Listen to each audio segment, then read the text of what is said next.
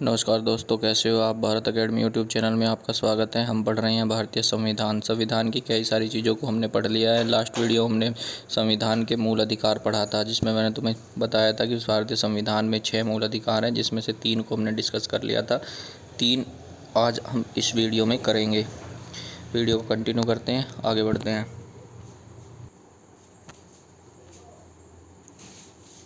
तो इसमें डिस्कस करेंगे मूल अधिकार के 3 बचे हुए अधिकार: धार्मिक स्वतंत्रता का अधिकार, शिक्षा संस्कृति और शिक्षा संबंधी अधिकार, संवैधानिक उपचारों का अधिकार। फिर वो डायग्राम से समझेंगे। फंडामेंटल 3 हम पढ़ चुके हैं, ठीक है।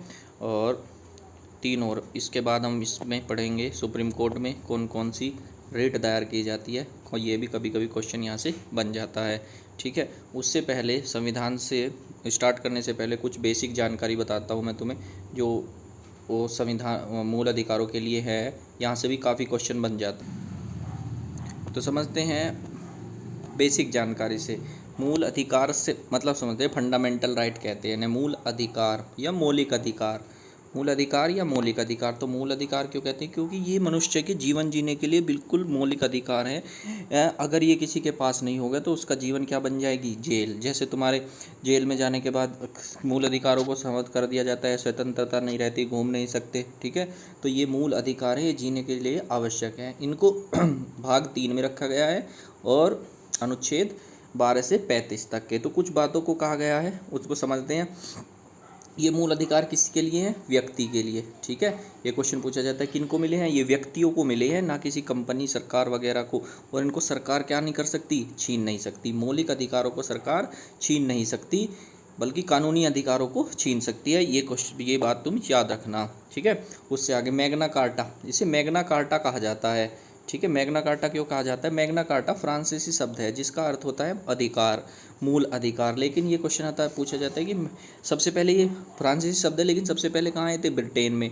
कहाँ है? ब्रिटेन में आया था ये, क्योंकि ब्रिटेन के महाराज ने वहाँ की जनता को जीने के लिए एक संधि के तहत कुछ अधिकारों को साइन करके दिया था कि ये जो अधिकार हैं ये तुम्हारे क्या हैं? जीने के लिए आवश्यक है। इनको सरकार, ये आम आदमी को जीने के लिए आवश्यक है, जिसे मैग्ना कार्टा कहा गया है, ठीक है। नैसर्गिक कहा जाता है, ये भी पूछा जाता है ना। क्यों? क्योंकि ये प्राकृतिक है, ये नेचुरली हर एक व्यक्ति को चाहिए ही मौलिक अधिकार जीने के लिए। अगर भारतीय संविधान की बात करें तो पहले नेहरू रिपोर्ट 1928 में मूल अधिकारों की मांग की गई थी। कराची अधिवेशन 1931 में मूल अधिकारों की मांग की गई। ये समय समय पर मांग की जाती है। तो ये क्वेश्चन पूछा जाता है। फिर तीसरा पॉइंट है कि क्या इन मूल अधिकारों को निलंबित किया जा सकता है? निलंबित किया जा सकता है, तो ये शब्द यूज हुआ है निलंबित। तो निलंबित, हाँ, तो निलंबित कौन कर सकता है? राष्ट्रपति। निलंबित कौन कर सकता है? राष्ट्रपति। कुछ ही समय के लिए, कुछ ही समय के लिए, लेकिन कुछ समय बाद ये मूल अधिकार तुमको क्या होंगे? देना पड़ेगा सरकार को। मूल अधिकारों को कुछ समय के लिए स्थगित कर दिया जा सकता है, ठीक है। जैसे समझते हैं, जैसे रोजगार के लिए मान लिया बच्चों ने प्रोटेस्ट किया था, किसके लिए? रोजगार के लिए, ठीक है। और सरकार ने मान लिया हालांकि वो रोजगार के लिए, तो सभी टीचर वगैरह ने भी रोजगार के लिए ट्रेंड चलाया था कि बच्चों के लिए भर्ती आएँ, ठीक है। लेकिन अगर ऐसे टाइम पे कि भारत पर कोई बाह्य आक्रमण कर दे, चीन भारत पर आक्रमण कर दे, या कोई दूसरा देश आक्रमण कर दे, तो उस समय हम यहाँ क्या जनता क्या प्रोटेस्ट कर दे कि हमें तो रोज़गार चाहिए? उस समय सरकार का ध्यान कहाँ है? वहाँ पर युद्ध स्थिति पर। तो ऐसे समय पे या बाह्य आक्रमण के समय पर इनको राष्ट्रपति क्या कर देता है? हम कहे कि रोजगार हमारा मूल अधिकार है, या हमें एक घूमना है, तो ये क्या है? उस टाइम समाप्त हो जाते हैं। क्या कर देती है राष्ट्रपति? इनको निलंबित कर दिया जाता है। तो ऐसे समय पर मूल अधिकारों को क्या कर दिया जाता है? निलंबित। तो समझ पाए होंगे निलंबित कौन कर सकता है मूल अधिकारों को? राष्ट्रपति, कुछ समय के लिए। फिर दूसरा पॉइंट है प्रतिबंध। प्रतिबंध क्या? मूल अधिकारों को प्रतिबंधित किया जा सकता है, हाँ। तो कौन कर सकता है? संसद, ठीक है। जो मूल अधिकार तुम्हें मिले हुए हैं, अगर उससे किसी दूसरे मानव को, है ना, क्या होता है? परेशानी होती है या नुकसान होता है, तो उनको संसद क्या कर सकती है? प्रतिबंध भी लगा सकती है। जैसे तीसरा, रक्षक। ये क्वेश्चन आता है कि हमारे मूल अधिकारों का रक्षक कौन है? सुप्रीम कोर्ट और हाई कोर्ट। सुप्रीम कोर्ट अगर तुम्हारे मूल अधिकारों का हनन होता है तो तुम, या नुकसान होता है तो उनकी रक्षा के लिए कहाँ जा सकते हो, सुप्रीम कोर्ट या हाई कोर्ट में रिट दायर कर सकते हो 5 प्रकार की, ठीक है, वो मैं पढ़ाऊँगा तुम्हें, ठीक है। ये पूछा जाता है कि क्या हमारे मूल अधिकार वाद विवाद योग्य हैं, ठीक है, तो हाँ वाद विवाद योग्य हैं, सुप्रीम कोर्ट में इनमें वाद विवाद किया जा सकता है कि इस पर मुझे मूल अधिकार से ऐसा होना चाहिए, ये नहीं होना चाहिए, ठीक है। परिवर्तनीय ये शब्द है, पूछा जाता है कि परिवर्तनीय है मूल अधिकार, हाँ हमारे मूल अधिकार परिवर्तनीय हैं। तो यहाँ से कई सारे क्वेश्चन पूछे जाते हैं, ठीक है। निलंबित किया जा सकता है, किया जा सकता है, कौन कर सकता है, राष्ट्रपति, प्रतिबंध कौन लगा सकता है, संसद लगा सकती है, कई सारों पर लगा दिया है, जैसे 3 तलाक वाले समझाऊंगा आगे चल के तुम्हें, ठीक है। रक्षक कौन होता है मूल अधिकारों का, सुप्रीम कोर्ट और हाई कोर्ट, ठीक है। वाद विवाद ये सब चीज़ें तुम समझ पाए होंगे, और मूल अधिकार हमारे 12 से 35 पे हैं, ठीक है। तो आगे बढ़ते हैं, समझते हैं। तो अनुच्छेद 12 और 13 मैंने 14 से तुम्हें वहाँ पे पढ़ाया था, 12, 13 रह गए थे, थोड़ा सा इनके बारे में भी समझते हैं। अनुच्छेद 12 इम्पोर्टेंट है, इसमें परिभाषा दी है मूल अधिकारों की, क्या दी गई है, परिभाषा। कहा गया है कि परिभाषा का मतलब है कि राज्य स्टेट गवर्नमेंट या सरकार इसके तहत मूल अधिकारों के कानून बना सकती है। कैसे कानून बना सकती है, बस ऐसे कानून जिससे किसी के मूल अधिकारों का हनन ना हो, तो कानून बना सकती है कौन, परिभाषा दी गई है मूल अधिकारों की, ठीक है। मूल अधिकारों से मतलब ऐसे कानून बना सकती है सरकार जिससे किसी की स्वतंत्रता या मूल अधिकारों का हनन ना हो, पर कानून व्यवस्था चलाने के लिए उन पर कुछ प्रेशर डाल सकती है। तो कौन कौन बना सकता है, राज्य बना सकती हैं, राज्य सरकार कानून बना सकती हैं, सेंट्रल स्टेट लोकल गवर्नमेंट भी बना सकती है, केंद्र भी बना सकता है, स्टेट लोकल गवर्नमेंट भी, है ना, और संस्थाएं एनजीओ वगैरह भी बना सकते हैं, इलेक्ट्रॉनिक बोर्ड भी बना सकता है, जैसे विद्युत नियम है, हमारे विद्युत से रिलेटेड कुछ नियम है, विद्युत चलानी, तो उन्होंने क्या बना रखे, कई सारे नियम बना रखते हैं, क्योंकि थोड़ा बहुत दबाव के लिए बनाई जाती हैं। तो इसमें क्या है, परिभाषा है, ये याद रखना। अनुच्छेद 12। अनुच्छेद 13 कहता है अल्पीकरण असंगत। तो इस अनुच्छेद के तहत कहा जाता है अनुच्छेद 13 से कि अगर भैया किसी के को मूल अधिकारों से दूसरे व्यक्ति को क्या होती है, हानि होती है, तुम्हारे किसी एक मूल अधिकार से दूसरे व्यक्ति को हानि होती है, तो उसका हम अल्पीकरण कर दिया जाएगा, कि उस मूल अधिकार को घटा दिया जाएगा, ये अनुच्छेद 13 कहता है। अगर वो अल्पीकरण भी नहीं होता, वो मूल अधिकार से किसी को नुकसान होता है, वो असंगत है, तो उसको हटा दिया जाएगा या कम कर दिया जाएगा, ठीक है। और एक और बात है, अनुच्छेद 13 में कहता है कि जो संविधान है ना, जो हमारा मूल संविधान जब लागू हुआ 26 जनवरी 1950 को, तो उससे पहले जितने भी नियम थे, ठीक है, वो मूल संविधान वो बने रहेंगे। ऐसा नहीं है कि अब संविधान हमारा स्टार्ट हो गया तो पहले के नियम जो हमने पहले बना रखे थे जिससे चलते था शासन, वो समाप्त हो जाएंगे, नहीं, वो चले रहेंगे, और उसके बाद भी जो नियम बनेंगे वो भी अप्लाई हो पाएंगे, ठीक है। बस शर्त एक रखी थी कि हमारे मूल संविधान में कोई दिक्कत ना आए इनसे, ठीक है, पहले वाले नियम भी रहे जैसे, अब वाले भी चलें, ठीक है।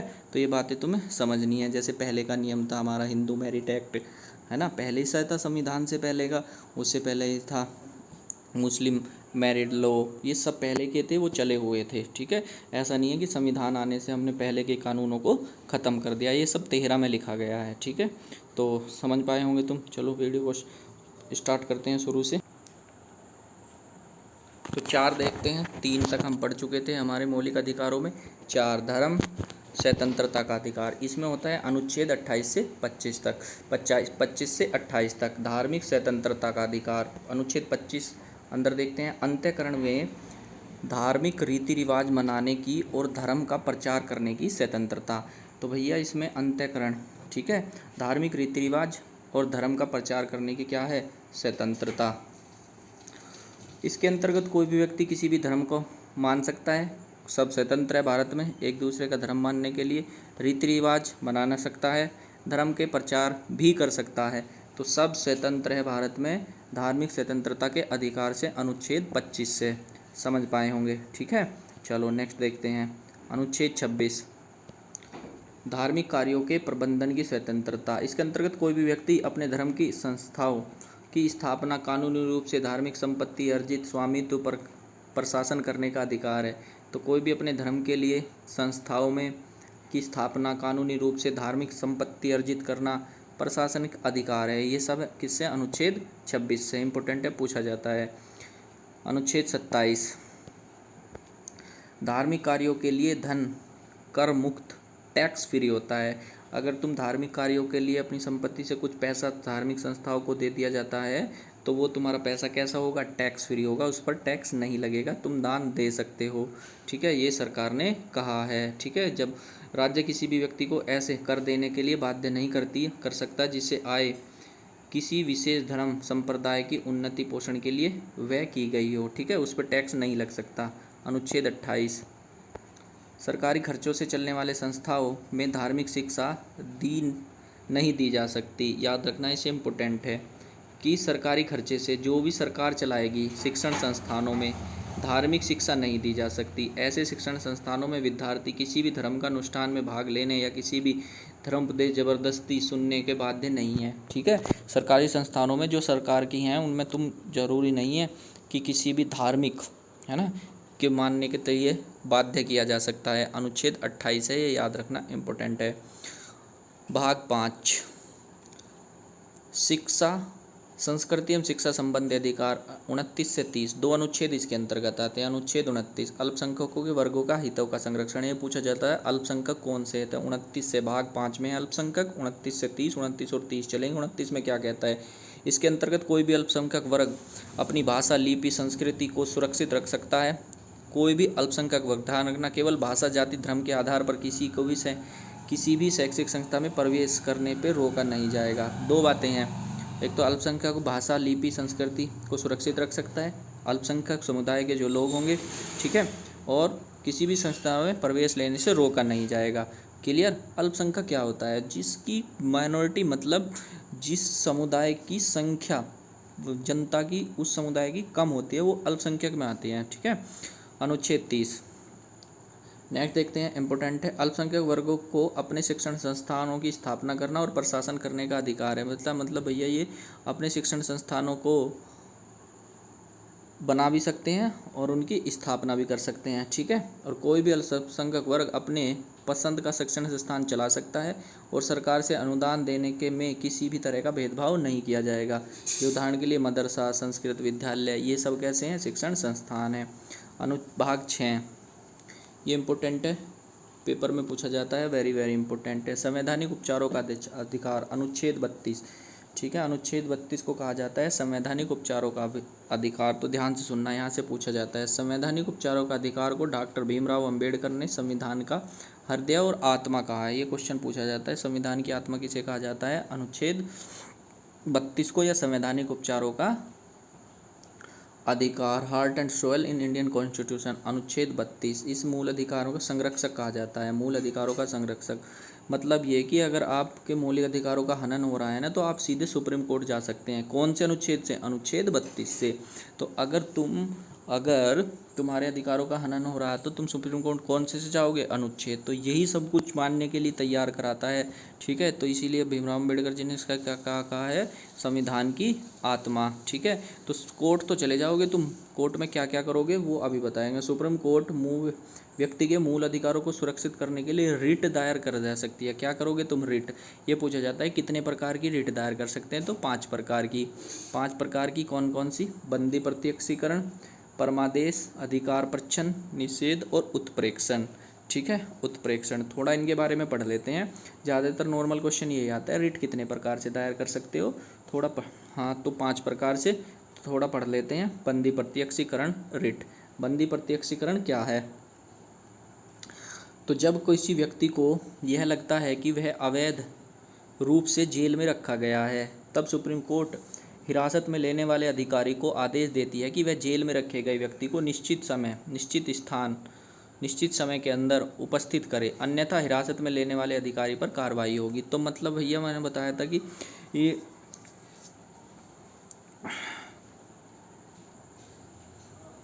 कोई भी पुलिस अधिकारी किसी को वो 24 घंटे से ज़्यादा हिरासत में नहीं रखता, उसे दंडाधिकारी के सामने पेश करना होगा। अगर तुमने किसी को अनावश्यक ही जेल में बंद कर रखा ना, तो उसके खिलाफ क्या हो जाएगी, रिट दायर हो जाएगी।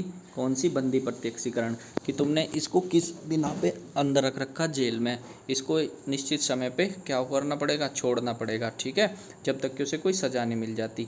याद रखना इस बात को। ये ऐसे में क्या होगा, बंदी प्रत्यक्षीकरण। अगर तुमने क्या रख लिया, जेल के अंदर निश्चित रखा ना उसे अवैध रूप से, तो उसके खिलाफ क्या होगी, बंदी प्रत्यक्षीकरण की रिट दायर हो जाएगी और तुम्हें उसे छोड़ना पड़ेगा। दूसरा परमादेश। परमादेश क्या है, मेन चीज़ है, तुम्हें बस ये समझना इसमें थोड़ा थोड़ा सा क्या है, ठीक है। चलो, जब कोई सरकारी अधिकारी अपने सार्वजनिक कर्तव्य, पब्लिक ड्यूटी का निर्वाह नहीं करता, तब सुप्रीम कोर्ट पर रिट दायर की जा सकती है ना, अथवा अपने कार्य का पालन करने का आदेश जारी करता है, अन्यथा उस पर सख्त कार्रवाई की जा सकती है। मान लिया कोई सरकारी नौकरी में है, सार्वजनिक करता है, और वो अपने कार्य का निर्वाह करने से मना कर दे, ठीक है, तो फिर क्या करेगा, उस पर तुम रिट दायर कर सकते हो, परमादेश। और परमादेश में क्या कहेगा वो, कि भैया या तो काम कर, नहीं तो कार्रवाई होगी। मान लिया जैसे तुम किसी सरकारी जो अफसर है उसके पास में काम कराने के लिए जाते हो और वो मना कर दे, कहा जाता है ना कि मैं नहीं करता, तो तुम ऐसा कहोगे, लिख के दे दे इस बात को। क्या करेगा, लिख के दे दे इस बात को, मैं नहीं करता। कोई भी सरकारी नौकरी का जो अफसर होगा वो ये कह देगा एक बार कि मैं नहीं करता तेरा काम, पर लिख के नहीं देने का। अगर तुमने उसने लिख के दे दिया तो क्या होगा, रिट दायर कर सकते हो कि किसी ने मुझे लिख के दे दिया, मैं तेरा काम नहीं करने का, ठीक है। तो ऐसे में क्या होएगा, परमादेश, ठीक है, परमादेश रिट दायर कर सकते हैं, उसके खिलाफ कोर्ट फिर कार्रवाई करेगी। तीसरा समझ सकते हैं, तो दोनों समझ पाए होंगे तुम, बंदी प्रत्यक्षीकरण और परमादेश। बंदी प्रत्यक्षीकरण क्या होगा, अगर तुम्हें अवैध रूप से क्या रख लिया जेल के अंदर, तो तुम क्या करोगे, बंदी प्रत्यक्षीकरण छोड़ना पड़ेगा। परमादेश कि भैया अगर कोई सरकारी आदमी तुम्हारा काम नहीं करता है तो तुम उसके खिलाफ रिट दायर कर सकते हो सुप्रीम कोर्ट में, अनुच्छेद 32 के तहत। तीसरी, अधिकार परछन, ठीक है, यह रिट तब जारी की जाती है जब कोई व्यक्ति गैर कानूनी तरीके से सरकारी पद प्राप्त कर ले, ठीक है, गैर कानूनी तरीके से, ठीक है। अगर कोई मतलब चलो समझाता हूँ एक एग्जांपल से। गैर कानूनी तरीके से दो तरीके से होंगे, गैर कानूनी तरीके से कि भैया एक तो ये आदमी है ही नहीं, कुछ भी नहीं है ये, लेकिन ये पुलिस की वर्दी पहन के घूम रहा, गैर कानूनी तरीके से इसने क्या कर लिया, पद ग्रहण कर लिया, ठीक है। या दूसरा कि भैया कि अगर दो भाई तैयारी कर रहे थे लड़के, ठीक है, और दोनों की अच्छी तैयारी थी, ये जो जिसकी तैयारी ज़्यादा थी एक की कम थी, पेपर में इसने क्या कर लिया, इसका तो नंबर नहीं आया, जिसकी कम तैयारी थी उसका नंबर आ गया, तो उसे डाउट है, ठीक है, कि भैया इसका नंबर कैसे आ गया। तो गैर कानूनी तरीके से उसने जो भी किया, रिश्वत दे के जैसे भी उसका तरीके से होगा, अगर वो इस पर क्या कर सकता है, रिट दायर कर सकता है कि इसने गैर कानूनी तरीके से क्या कर लिया, ये सरकारी पद प्राप्त कर लिया, तो उस पर अधिकार परछन की रिट दायर होगी, जांच होएगी फिर उसकी कि कैसे कैसे इसने क्यों कहाँ पे फ्रॉड किया है, ठीक है। तो अधिकार परछन क्या कर सकते हो, गैर कानूनी तरीके से कोई सरकारी पद प्राप्त कर लेता है, समझ पाए होंगे तुम। चौथा, प्रतिषेध। यह आदेश सर्वोच्च न्यायालय, उच्च न्यायालय द्वारा निम्न न्यायालय को जारी किया जाता है। प्रतिषेध, ठीक है, आदेश जारी किया जाता है, इस मामले में यह यहाँ कार्रवाई न करे क्योंकि यह मामला उसके अधिकार क्षेत्र में नहीं आता, ठीक है। तो बड़ा न्यायालय ना, सर्वोच्च न्यायालय उच्च न्यायालय को, या उच्च न्यायालय उससे छोटे निम्न न्यायालय को यह आदेश जारी कर सकता है कि ये मामला तुम्हारे अंतर्गत नहीं आता, इस मामले को तुम्हारे जिस के अंतर्गत आता है उसको देखो, आदेश जारी कर सकता है, इस मामले में कार्रवाई न करें। जैसे मैं बता रहा हूँ तुम्हें, मान लिया यहाँ एक ये क्षेत्र है, इस क्षेत्र में कोई केस हुआ, ठीक है, तो लेकिन ये क्षेत्र, ये मामला इस वाले कोर्ट के अंतर्गत क्षेत्र के नहीं आता, तो वो सुप्रीम कोर्ट क्या कहेगा कि भैया ये जिसका मामला है उसी के अंतर्गत भेजें, तुम इसमें कार्रवाई ना करें, ठीक है, ठीक है। तो जौन से उनसे कई सारे बड़े केस हैं, मान लिया कोई मर्डर केस है, ठीक है, तो मर्डर केस है, एक तुम्हारे निम्न न्यायालय है, तो निम्न न्यायालय को आदेश नहीं है कि इस तरीके के फांसी की सज़ा दे सके, ठीक है, फांसी की सज़ा देने के लिए तुम्हें या तो उच्च न्यायालय जाना पड़ेगा, सर्वोच्च न्यायालय जाना पड़ेगा, ठीक है। तो इनके अधिकार क्षेत्र में है ही नहीं है, तो इनको क्या करना पड़ेगा, सुप्रीम कोर्ट में केस को भेजना पड़ेगा। क्लियर, चलो। तो क्योंकि हर न्यायालय की क्या होती है, लिमिट होती है कि बस तुम इतने तक के ही केस की सुनवाई कर सकते हो। अगर इससे ज़्यादा कोई केस गंभीर है तो वो उसे दूसरे न्यायालय को ट्रांसफ़र करना पड़ेगा, उच्च न्यायालय को। नेक्स्ट देखते हैं उत्प्रेक्षण, लास्ट है। इसके अंतर्गत अधीनस्थ न्यायालय जहाँ पर मुकदमा चल रहा है उससे वरिष्ठ न्यायालय उसे आदेश दे सकता है कि यह मुकदमा तुरंत लंबित करे, वरिष्ठ न्यायालय के पास भेजे। ठीक है, यहाँ पे ये भी सेम ही है। कह रहा है कि इसके अंतर्गत अधीनस्थ न्यायालय जहाँ मुकदमा चल रहा है उससे वरिष्ठ न्यायालय उसे आदेश दे सकता है कि इस मुकदमे को तुरंत लंबित करे और श्रेष्ठ न्यायालय के पास भेजे। अगर तुम्हें ये लग रहा ना कि हमारा जो यहाँ पे न्यायालय में चल रहा है इस न्यायालय में और यहाँ ठीक ठाक काम नहीं हो रहा, ठीक है, तो तुम दूसरे न्यायालय से क्या कर दोगे, आदेश दिला दोगे, उत्प्रेक्षण की रिट दायर करा दोगे कि यहाँ पे मुझे लग रहा है कि यहाँ कुछ नुकसान होगा, यहाँ पे गलत निर्णय होगा मेरे साथ। तो उत्प्रेक्षण रिट से तुम अपने कहाँ ले जाओगे, दूसरे न्यायालय में उसको ट्रांसफ़र करा लोगे। ठीक है, तो समझ पाए होंगे तुम्हें उत्प्रेक्षण से, उत्प्रेक्षण कि मुकदमे को तुरंत लंबित करके वरिष्ठ न्यायालय में भेज दे, छोटे न्यायालय से कहाँ है, वरिष्ठ न्यायालय में भेज दे। तो समझ पाए होंगे उत्प्रेक्षण क्या है। तो दूसरे न्यायालय में भिजवा लेना अपना प्रतिषेध क्या करना है कि भैया ये तुम्हारे अधिकार क्षेत्र में नहीं है, इसे बड़े न्यायालय में भेजो। अधिकार प्रच्छन्न, कोई दूसरे गैर कानूनी तरीके से क्या कर ले, सरकारी पद हत्या ले, वो वाला। ठीक है, परमादेश, अगर कोई तुम्हारा सरकारी कर्मचारी काम नहीं करता, ठीक है, उसके लिए परमादेश। अधिकार प्रच्छन्न, तो गलत तरीके से क्या कर ले, तुम्हें बंदी बना कर रख ले। तो ये सब कानून सुप्रीम कोर्ट में हम दायर कर सकते हैं अनुच्छेद 32 से। ठीक है, तो अनुच्छेद 32 तक हमने सब को कवर कर लिया है। तुम्हें आपको अच्छे से समझ आया होगा। मिलते हैं नेक्स्ट वीडियो में। Thank you.